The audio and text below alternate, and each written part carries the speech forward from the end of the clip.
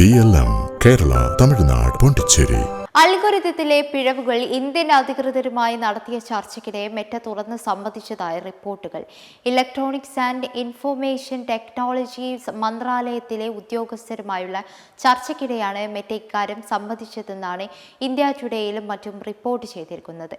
പ്രധാനമന്ത്രി നരേന്ദ്രമോദിയുടെ വീഡിയോ ഫേസ്ബുക്കിൽ നിന്ന് നീക്കിയ സംഭവത്തിൽ മാപ്പ് പറഞ്ഞതിന് പിന്നാലെയാണ് ഇത്.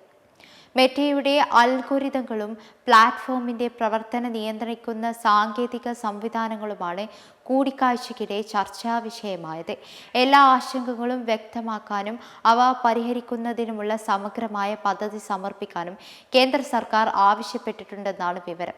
മെറ്റയുടെ ആഗോള സാങ്കേതിക സംഘം കൂടുതൽ ചർച്ചയ്ക്കായി ഇന്ത്യയിൽ തുടരാനാണ് സാധ്യത.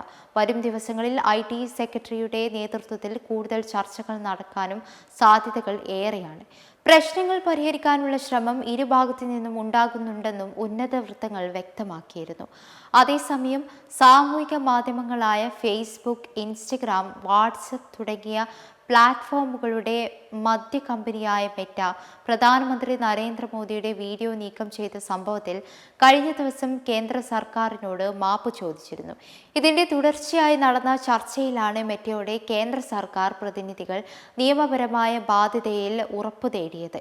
ഭരണഘടനാപരവും നിയമപരവുമായ ഉത്തരവാദിത്തങ്ങൾ നിറവേറ്റാനും പരാതികൾ പരിഹരിക്കാനും ഫേസ്ബുക്കിന്റെ അൽഗോരിതം പര്യാപ്തമാണോ എന്നും ഇവർ ഉറപ്പുവരുത്തിയിരുന്നു.